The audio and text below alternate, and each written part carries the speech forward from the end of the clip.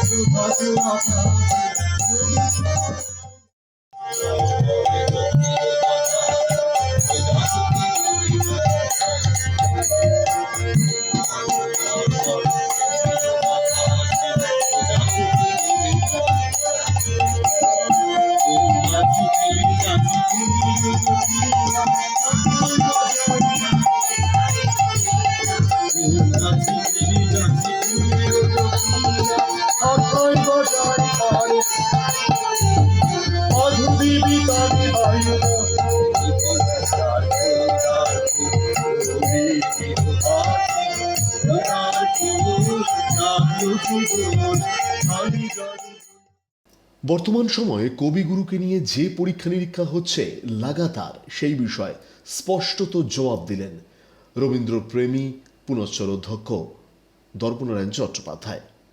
শুনুন তার প্রতিক্রিয়া। রবীন্দ্র ভাবনায় বসন্ত এটাই ঘরানা। আমরা ঘরানা হারাতে বসেছি, তাই ব্যতিক্রমী মনে হচ্ছে। রবীন্দ্র ভাবনা, রবীন্দ্রনাথের গান এইভাবে গাইতে হয়। রবীন্দ্রনাথের গানে এই যন্ত্র ব্যবহার করতে হয়। বাজে না প্যাড, বাজে না বড় বড় গিটার। নাচানাচি করে মাঝখান থেকে গান ধরে রবীন্দ্রনাথের গান গাওয়ার নিয়ম নয়। এইটাই রবীন্দ্রনাথের ঘরানা, ব্যতিক্রমী নয়। 3টে পর্বে হচ্ছে বসন্ত বন্দনা। প্রথম পর্ব হয়ে গেছে আমাদের প্রাণের আরাম, যেখানে শান্তিনিকেতন আশ্রমে। সেখানে আমার ছাত্রছাত্রীরা সম্মেলকভাবে গান গেয়েছেন এবং বিশ্বভারতীর বহু বিশিষ্ট মানুষ তারা শ্রদ্ধা নিবেদন করেছে গানে গানে। আজ দ্বিতীয় পর্ব, বেহালা এবং বালিগঞ্জের প্রায় 40 জন গাইবেন আজকের কাছাকাছি। এবং আগামী শনি ও রবি বারাসাত এবং সোদপুর, সেখানেও 2 দিন ব্যাপী চলবে। প্রায় 80 জন ছাত্রছাত্রী তাদের নিবেদন রাখবে। এবং দ্বিতীয় দিন অর্থাৎ 10ই মার্চ সম্মেলক কণ্ঠে আসবে বহু বিশিষ্ট সঙ্গীত প্রতিষ্ঠান। আমি কিভাবে দেখছি সেইটে অনুধাবন করার আগে আমাকে জানতে হবে যাকে নিয়ে পরীক্ষা নিরীক্ষা চলছে তিনি কে চেয়েছিলেন। যারা পরীক্ষা নিরীক্ষা করবে তাদেরকে তো রবীন্দ্রনাথকে জানতে হবে। আমরা যারা রবীন্দ্রনাথকে নিয়ে চর্চা করব না, মানে রবীন্দ্রসঙ্গীত, রবীন্দ্র সাহিত্য বা ইত্যাদি, তাদের প্রত্যেকের কিন্তু রবীন্দ্র জীবন দর্শন জানা প্রয়োজন। তাহলে বুঝতে পারবো রবীন্দ্রনাথ কী চাইতেন। তিনি বলে গিয়েছিলেন, আমার গান রইল, এ আর কাল অপহরণ করতে পারবে না। এবং তিনি কোনোদিনও এটা পছন্দ করেননি তার গানে তার সৃষ্টির ওপরে কোনো রকম ছড়ি ঘোরানো বা কোনো রকম ছুরি কাচি বসানো। তাই এক্সপেরিমেন্টের নামে যে বিকৃতি হচ্ছে তা আমি কিছুতেই মানতে পারছি না। অত্যন্ত দুঃখের সঙ্গে জানাচ্ছি, সে আমি শান্তিনিকেতনের ঘরানায় হই বা কলকাতার ঘরানাই হই, আজকে এখানে যে সমস্ত শিল্পীরা আমন্ত্রিত হয়েছেন তারা প্রত্যেকেই কলকাতার শিল্পী, তারা প্রত্যেকেই রবীন্দ্র ঘরানাকে নিষ্ঠার সঙ্গে মেনে চলেছেন। তাদের গানে আমরা মুগ্ধ, আমরা সমৃদ্ধ। শান্তিনিকেতন ঘরানা হলেই যে রবীন্দ্রনাথের গানকে মানবে, ঘরানাকে মানবে তা না। রবীন্দ্রনাথের জন্ম তো কলকাতায়, জোড়াসাঁকোতে রবীন্দ্রনাথের জন্ম। কাজেই রবীন্দ্র ঘরানায় লালিত পালিত আমরা যারা, তারা মানব। এবং এই ওই যে যখন বিশ্বভারতীর হাত থেকে যখন কপিরাইটটা উঠে গেল, তখন তো লোকে ঝড় তুলল, কিন্তু আমাদের মনে হয়েছিল যে বাঙালি নেবে না, রবীন্দ্রনাথকে বিকৃতি করলে বাঙালি নেবে না। নেয়নি, কিন্তু আবার ফিরে আসছে বাঙালি রবীন্দ্রনাথের কাছে, তার গানের কাছে, সেই বিশুদ্ধতার কাছে। এদিনের সন্ধ্যায় আমন্ত্রিত শিল্পীদের মধ্যে থাকলেন শ্রীনন্দা মুখোপাধ্যায়, অনুশীলা বসু, রচয়িতা রায়, ডক্টর তানিয়া দাস, সুছন্দা ঘোষ এবং রোহিণী রায়চৌধুরী। প্রত্যেকেই দর্পনারায়ণ চট্টোপাধ্যায়ের এই উদ্যোগকে সাধুবাদ জানালেন। ছিল পরশমণি, মানে যেটা মনকে ছুঁয়ে যায়, মনটাকে ভালো রাখার চেষ্টা করে। আগুনের পরশমণি যেটা আছে সেটা এক ধরনের তার চিন্তাভাবনা, আর এটা হচ্ছে পরশমণি, এটাও রবীন্দ্রনাথের থেকেই ধার করা। আসলে সত্যি কথা বলতে কি, এই দর্পনারায়ণ এবং ওর ছাত্রছাত্রী এবং রবীন্দ্রনাথের গান, এই টানেই আমি এসেছি। 3 দিন ধরে জ্বরে শোয়া, গলা একদম ভাঙা, কিন্তু জাস্ট ওদের সবাইকে ভালোবেসে আর এলে নিজের মনটা ভালো লাগবে সেই ভেবে আসা। আর আমি তো দর্পনারায়ণকে বলি যে ওর কাছ থেকে আমার প্রচুর শেখা আছে, শেখা উচিত। ওর কীভাবে ডিসিপ্লিনটা খুব দরকার জীবনে, আর ও যেভাবে এগিয়ে যাচ্ছে তার জন্য অনেক অনেক অভিনন্দন ওকে এবং ওর সব ছাত্রছাত্রীদের প্রতি। ও আরও এগিয়ে যাক, এটা আমরা জানিও যাবে এবং সেটা আমরা চাই। আসলে দর্পনারায়ণ তো সারা বছর ধরেই অনেক রকমের অনুষ্ঠান করে, এবং এটা খুব স্বাভাবিক যে বসন্তের আগমনকে দর্পনারায়ণ অবশ্যই স্বাগত জানাবেন। তার কারণ আমরা এটা জানি যে কবিগুরু শান্তিনিকেতনে এরকম বহু অনুষ্ঠানের প্রচলন করেছিলেন, এবং আমাদের যারাই এই রবীন্দ্রনাথের চর্চা, রবীন্দ্র গানের চর্চা করি, তারা বসন্ত আসা মাত্রই কিন্তু আমাদের মনের মধ্যে এটাকে উদযাপন করার একটা চেষ্টা থাকে। এবং দর্পনারায়ণ যেখানে সারা বছরই কিছু না কিছু কর্মযজ্ঞ করেই, সুতরাং এত সুন্দর পরিবেশে, এমন সুন্দরভাবে, এত পরিচ্ছন্নভাবে এইভাবে যে বসন্তের উৎসব ও করছে, এটা সত্যিই সাধুবাদযোগ্য সবসময়তেই। ভীষণ ভালো লাগছে এসে, একটা অন্য রকমের অনুভূতি নিঃসন্দেহে। আমি পুনশ্চর সঙ্গে সম্পর্কিত। আমার মনে হয় যে পুনশ্চর যবে থেকে আরম্ভ করেছে তবে থেকেই, কেননা আমার অত্যন্ত প্রিয় ভাই দর্পনারায়ণ চট্টোপাধ্যায়, তারই এটি কি বলবো যে মস্তিষ্ক প্রসূত এবং ব্রেন চাইল্ড যাকে আমরা বলি, পুনশ্চ হচ্ছে তাই। এবং পুনশ্চতে আমি যা দেখেছি, সেটা যে প্রশ্নটি করা হলো সেই সূত্র ধরে বলি যে সবসময় দর্পনারায়ণ চেষ্টা করে শুধুমাত্র যে নিষ্ঠার সঙ্গে ছাত্রছাত্রীদের তৈরি করতে তাই নয়, ও চেষ্টা করে যে রবি ঠাকুর কোন গানটিতে সত্যি কী কথা বলতে চেয়েছেন সেই ভাবটি তুলে ধরার, এবং এই ভাবনাটিকেও ওর ছাত্রছাত্রীদের মধ্যে সঞ্চালিত করার চেষ্টা করে।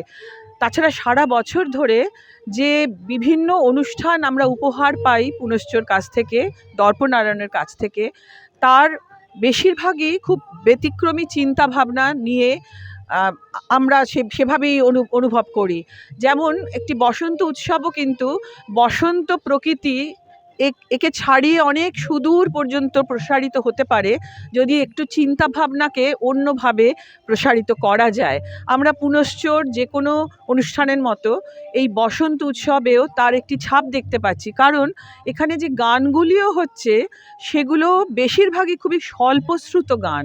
এটাও আমরা সবসময় পাই না। এতকাল ধরে গান বাজনা করেই বলছি দায়িত্ব নিয়ে যে সবসময় সেগুলি ছাত্রছাত্রীদের দিয়ে করানো কিন্তু খুবই কঠিন।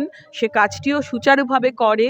সবসময় একটা চিন্তা ভাবনার ছাপ থাকে যে কিভাবে রবি ঠাকুরের গানকে শুধুমাত্র প্রবীণদের নিয়ে নয়, নবীনদের নিয়ে করা এবং নতুন প্রজন্মের মধ্যে সেটাকে প্রসারিত করা, যাতে রবীন্দ্র গান নিয়ে পরের প্রজন্ম এগিয়ে যেতে পারে।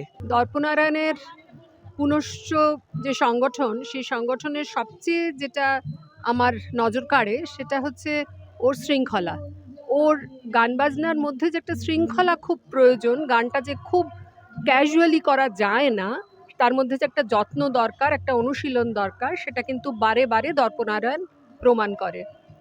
আরও একটা জিনিস খুব ভালো লাগে, সেটা হচ্ছে সব ছাত্রছাত্রী তো সমান গায় না, তারা শিখতে এসছে, আস্তে আস্তে তারা নিশ্চয়ই তাদের ইমপ্রুভমেন্ট হবে, কিন্তু ও তাদের যে সুযোগটা দেয় একা গান করার, তাতে কি হয় তাদের ছেলেমেয়েদের একটা সেলফ কনফিডেন্স বাড়ে যে আমি পারবো।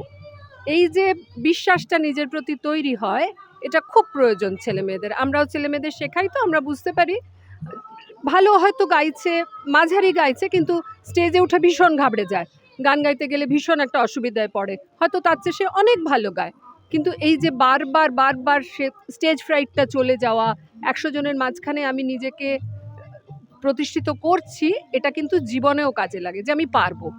এইটা দর্পনারায়ণ কিন্তু ছেলেমেয়েদের মধ্যে সুন্দরভাবে প্রচার করছে। আর ওর সবচেয়ে আমাদের সবসময় প্রত্যেকটা অনুষ্ঠানে ডাকে, আর নিজে তো চেষ্টা করেই যে শুধু কলকাতা শহরে নয়, কখনো জলপাইগুড়িতে যাচ্ছে, কখনো দিল্লিতে যাচ্ছে, নানা জায়গায় গান নিয়ে, কিন্তু সত্যি কথা বলতে ও খুব চেষ্টা করছে গানটাকে ভালোভাবে এবং যত্ন নিয়ে, কোনো কিন্তু তার মধ্যে কায়দা বা কোনো রকম কেরামতি করতে যায় না, একদম শান্তিনিকেতনে যেভাবে শিখেছে ঠিক সেই যত্নটুকু করেই কিন্তু ও ছেলেমেয়েদেরও শেখায়, নিজেও তার চর্চা করে। রবির সুরে, বসন্তের ছোঁয়ায় এ যেন এক টুকরো শান্তিনিকেতন। ডালে ডালে ফুলে ফলে পাতায় পাতায় রে, আড়ালে আড়ালে ঘুরে ঘুরে আগুন লেগেছে গলি গলি, ওরে ভাই ফাগুন লেগেছে গলি গলি, ওরে ভাই ফাগুন লেগেছে গলি গলি।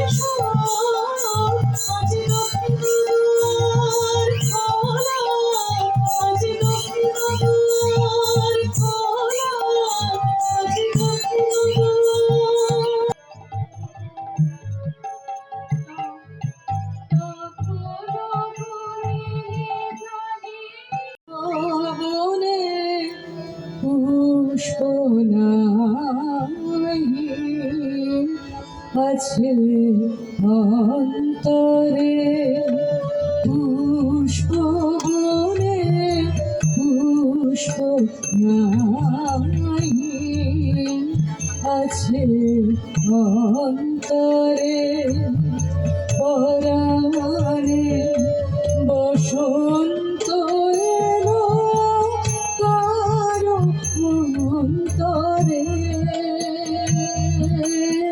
পুষ্প বনে পুষ্প নাই, আছে অন্তরে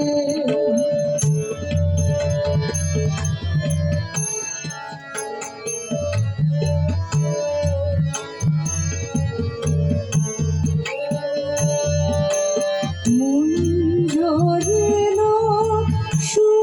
সুশাখী কুহরিল মন পাখি মন ঝরিল সুশাখী কুহরিল মন পাখি বহিল আনন্দ ধারা মরুরান্তরে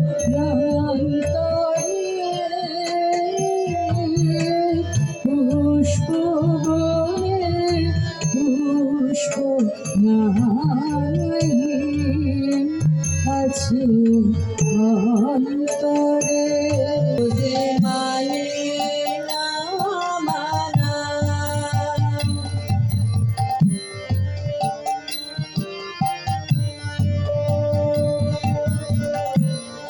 যত বলে নাই রাতে মলিন হয়েছে বাতি যত বলে নাই রাতে মলিন হয়েছে বাতি মুখ কানেছে বলে না না ওদের মানে না মানা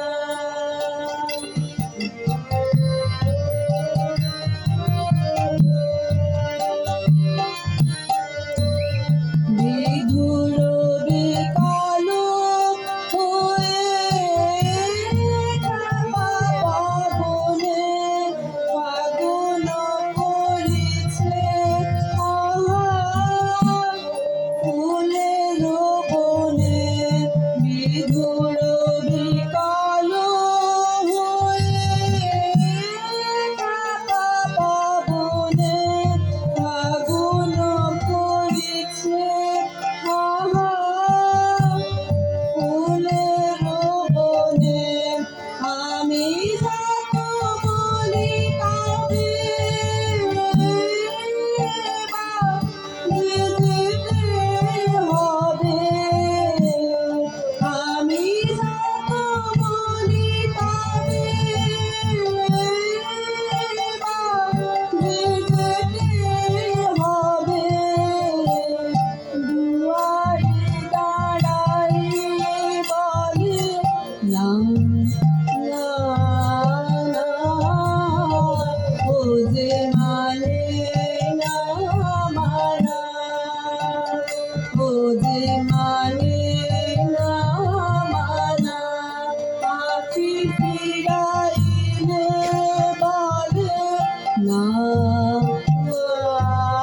না কি বললেন এদিনের সন্ধ্যায় পুনশ্চ শিক্ষার্থীরা, শুনুন।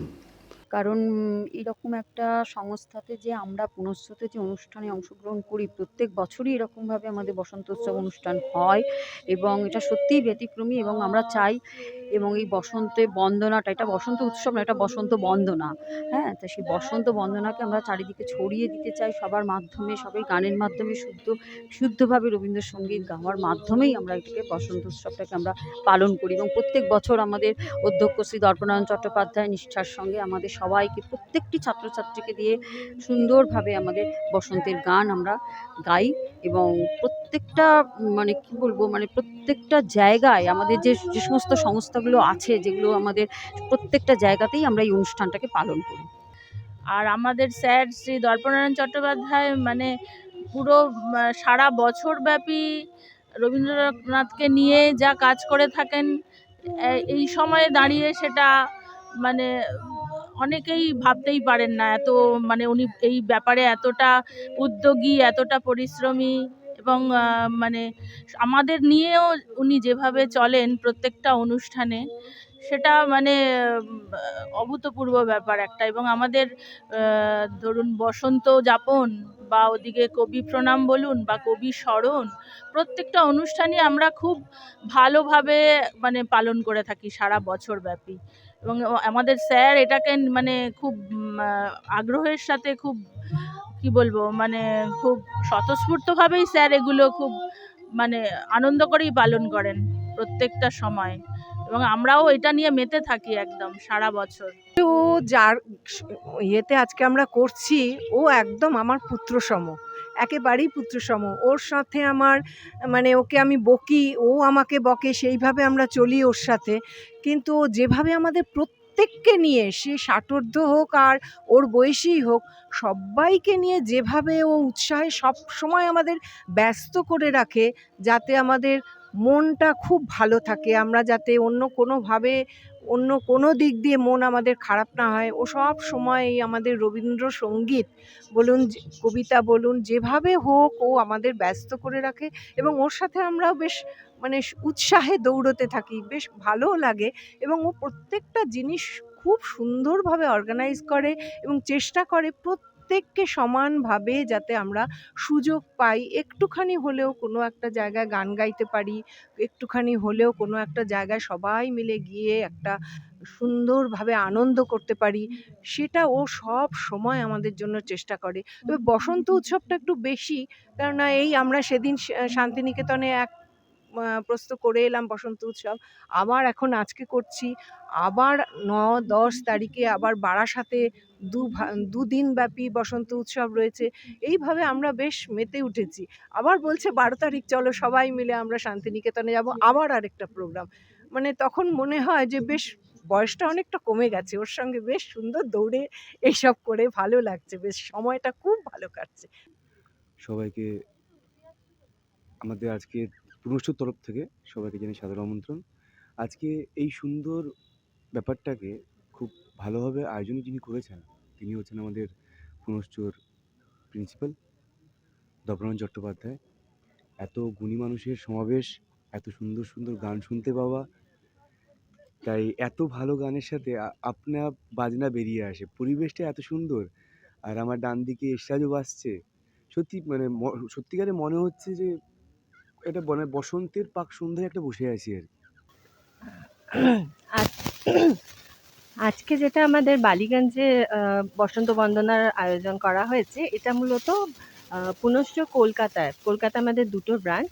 বেহালা ব্রাঞ্চটি খুবই নতুন, গত নভেম্বর মাসে আমরা শুরু করেছি। তো বেহালা ব্রাঞ্চে এখনো পর্যন্ত গোটা 10 আমরা ছাত্রী রয়েছি।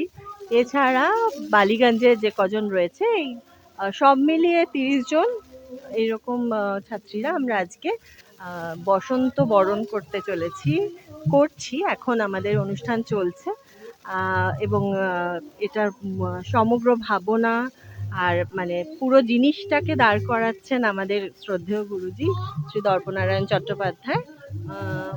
ওনার প্রত্যেকটি অনুষ্ঠান এত নিষ্ঠা ভরে উনি করার চেষ্টা করেন এবং আমরা যারা ছাত্রী ওনার কাছে শিখছি, কিছুটা হলেও শিখেছি।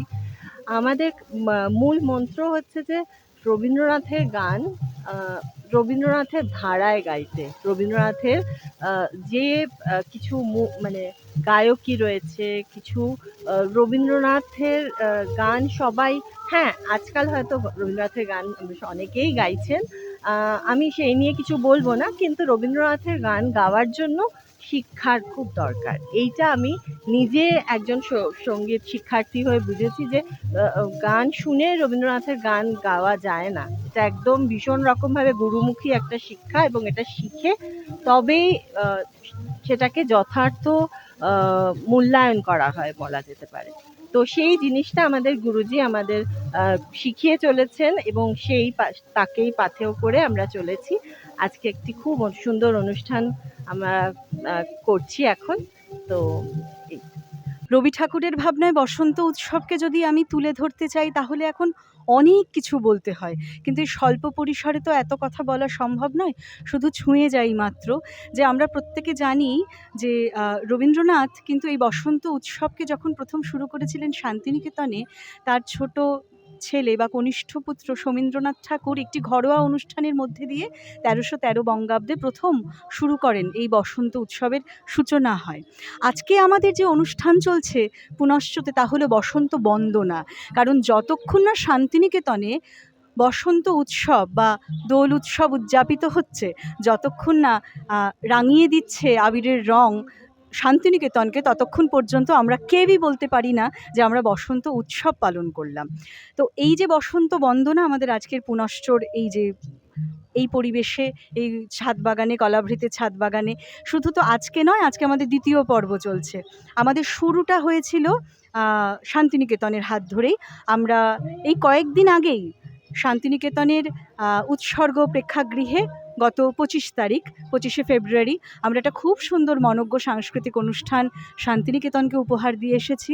এবং আমাদের শিক্ষাগুরু, যিনি সর্বতোভাবেই শান্তিনিকেতনের ছাত্র বা পরবর্তীতেও তিনি শান্তিনিকেতনের সঙ্গেই তার সমস্ত পরিসর জুড়ে রয়েছেন, তাই জন্য তার হাত ধরেই আমাদের শান্তিনিকেতনকে নূতন করে চেনা, প্রত্যেক বসন্তে চেনা, প্রত্যেক কবি প্রণামে চেনা। তারপরে দ্বিতীয় যে আমাদের বসন্ত উৎসব আজকে চলছে কলাভৃত ছাদ বাগানে, এর পরবর্তীতে তৃতীয় আসছে আমাদের সুভাষ ইনস্টিটিউট প্রেক্ষাগৃহ বারাসাতে, সেখানে 9ই মার্চ এবং 10ই মার্চ। এইভাবে আমরা বসন্তকে এবারের 2024-এ স্বাগত জানিয়েছি এবং ঋতুরাজকে বন্দনা করে আমরা সমাপনও ঘটাবো। আর সঞ্চালনার কথা যদি বলেন, আমি সঞ্চালিকা। আমি 2008 সাল থেকে রেডিওর মাধ্যমেই আমার সঞ্চালনা শুরু, এবং তার পাশাপাশি যেহেতু পুনশ্চতে আমার শিক্ষাগুরু, আমি 12 বছর ধরে রবীন্দ্রনাথের গান চর্চা করছি শ্রদ্ধেয় শ্রী দর্পনারায়ণ চট্টোপাধ্যায়ের কাছে, এবং এই একই যোগে আমি পুনশ্চতেও সঞ্চালনার কাজটি চালিয়ে যাচ্ছি দীর্ঘ সময় ধরে। অবশ্যই আমার প্রেরণা, আমার উৎসাহ, আমার সবটুকু জুড়ে যিনি রয়েছেন তিনি পুনশ্চ কর্ণধার শ্রদ্ধেয় শ্রী দর্পনারায়ণ চট্টোপাধ্যায়। আজকের অনুষ্ঠান আরও অনেক সুন্দর হোক। আপনারা যারা এসেছেন তারা আগামীতেও আমাদের পাশে থাকবেন, এবং চ্যানেলের কর্তৃপক্ষকেও আমার অনেক অনেক ভালোবাসা, শ্রদ্ধা এবং অনেক অভিনন্দন রইল। আপনারা এসেছেন, আমাদের শুনছেন এবং আমাদের শোনাবার ব্যবস্থাটিও করে দিচ্ছেন। অনেক ধন্যবাদ। রবির কথায়, রবির গানে, রবির সুরে, রবীন্দ্র ভাবনায় কলাভৃতে বসন্ত উৎসব যেন এক আলাদাই স্পর্শ ছুঁয়ে দিয়ে গেল উপস্থিত সব শ্রোতাদের মনের মণিকোঠায়। সত্যি কবিগুরু আজ থেকে বহু বছর আগে যে সৃষ্টি করে দিয়ে গিয়েছিলেন, আজ 2024-এ দাঁড়িয়ে তার কথা, তার গান, তার সুরে, তার ভাবনায় যেন আবারও একবার তা যথার্থই প্রমাণ হয়ে গেল। বসন্ত উৎসব 2024-এর দায়িত্বে থাকলেন রবীন্দ্রসঙ্গীত শিল্পী, রবীন্দ্রপ্রেমী দর্পনারায়ণ চট্টোপাধ্যায় এবং অবশ্যই তার শিক্ষার্থীরা। তাদের এই ভাবনাকে কুর্নিশ জানাতেই হয়। Bureau report, Dishashakti news, Kolkata.